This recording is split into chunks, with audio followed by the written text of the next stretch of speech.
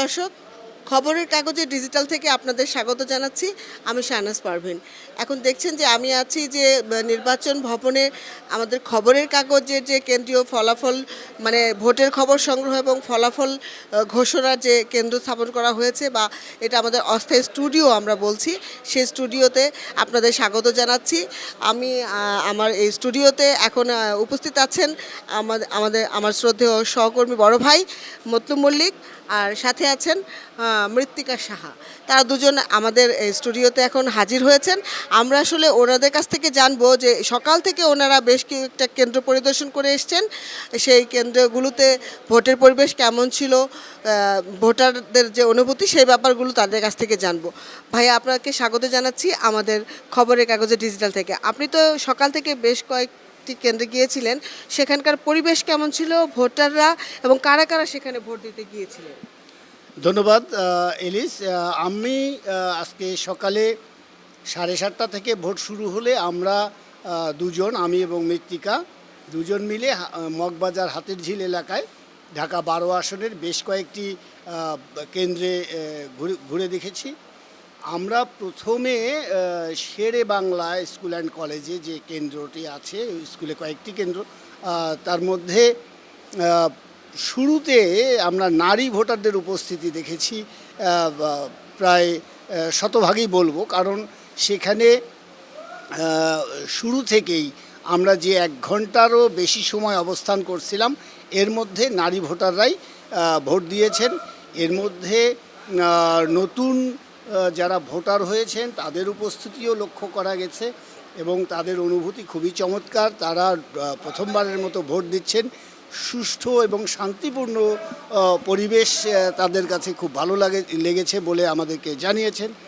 এরপরে আমরা দ্বিতীয় যে কেন্দ্রটিতে উপস্থিত হয়েছিলাম সেটা BTCL ideal school and college. সেখানেও শান্তিপূর্ণ পরিবেশ আমরা দেখেছি এবং প্রথম ঘন্টায় আমরা দেখেছি যে অন্তত 2 থেকে 5% ভোটারের উপস্থিতি আমরা দেখেছি এবং আবারও বলছি যে সেখানে নারী ভোটারদের উপস্থিতি ছিল খুবই বেশি। দেখা গেছে যে নারী ভোটারদের একটি লাইন, দীর্ঘ লাইন, বলবো যে 20-25 জনের লাইন সবসময় ছিল, কি একইভাবে পুরুষ ভোটারদের সেখানে কোনো ধরনের লাইন ছিল না, 1-2 করে এসছেন এবং ভোট দিয়েছেন। পরিবেশ নিয়ে তারা খুবই সন্তুষ্ট।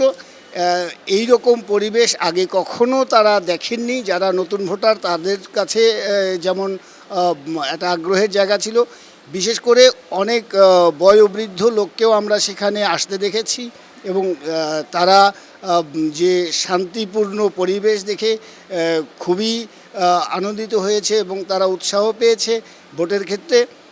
সেখানে আইনশৃঙ্খলা বাহিনীর যে সদস্যরা আছেন, বিশেষ করে সেনাবাহিনীর টহল, এটাও লক্ষণীয় ছিল। তারা খুবই পেশাদারিত্বের সঙ্গে দায়িত্ব পালন করেছে, যে কারণে শান্তিপূর্ণ পরিবেশ বজায় থেকেছে বলে আমার কাছে মনে হয়েছে। কয়েকটা কেন্দ্রে গিয়েছেন, সেখানে আমাদের ভিআইপি কোনো মানে প্রার্থী অথবা ভোটাররা গিয়েছিলেন কিনা? এখানে ভিআইপি ভোটার বা প্রার্থীদের খুব একটা দেখা যায়নি। আপনি জানেন যে ঢাকা 12 আসনে সাইফুল আলম, যিনি দাঁড়িপাল্লা প্রতীকে প্রতিদ্বন্দ্বিতা করছেন, জামায়াত ইসলামীর মনোনীত প্রার্থী।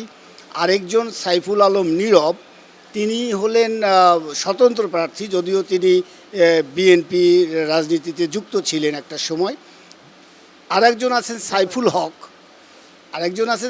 হক, তিনি মূলত বিএনপির মনোনীত প্রার্থী। তিনি বিপ্লবী ওয়ার্কার্স পার্টির সভাপতিও, তিনি নির্বাচন করছেন। যতটুকু ভোটারদের উপস্থিতি লক্ষ্য করা গেছে এবং তারপরে তাদের যে প্রার্থীদের যে নেতাকর্মীদের উপস্থিতি, সে থেকে মনে হয়েছে এই 3 জনের মধ্যেই মূলত প্রতিদ্বন্দ্বিতা হবে। এর বাইরে ওই যে মোহাম্মদ তারেক রহমান নামে একজন আছেন, মমিনুল আলম নামে আরেকজন আছেন, তারা কেউ সিংহ প্রতীকে, আরেকজন আমজনতা পার্টির থেকে নির্বাচন করছেন, প্রজাপতি প্রতীক, তারা এই নির্বাচন করছেন। তাদের কর্মী সমর্থকদের খুব বেশি উপস্থিতি লক্ষ্য করা যায়নি।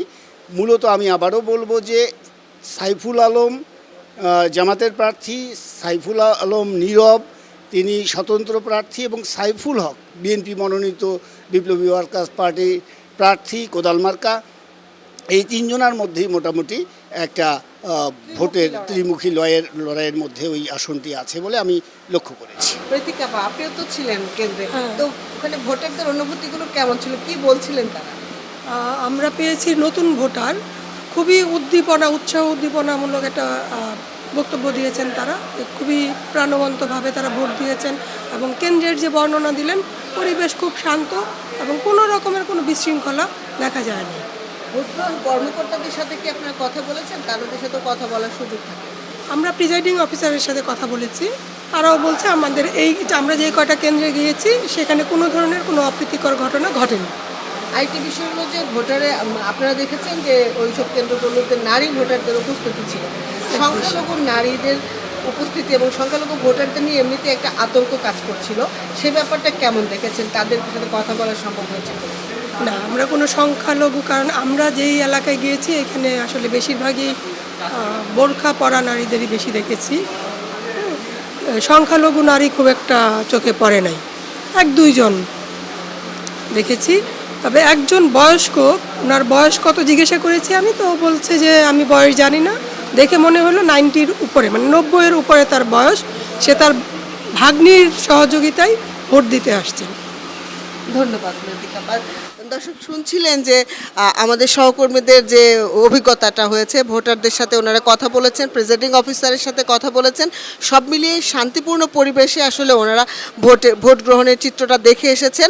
আসলে আমাদের এই যে ডিজিটালে যে ভোটের যে খবর, আপনারা আমাদের পাশেই থাকবেন। আশা করছি যে আমরা রাতভর আপনাদেরকে ভোটের যে ফলাফল ঘোষণা শুরু হবে সেই ফলাফলগুলোও আমরা 1 ঘন্টা বা 2 ঘন্টা অন্তর আপনাদের কাছে পৌঁছে দেওয়ার চেষ্টা করব। খবরের কাগজের সঙ্গেই থাকুন, ডিজিটাল পেজে চোখ রাখুন।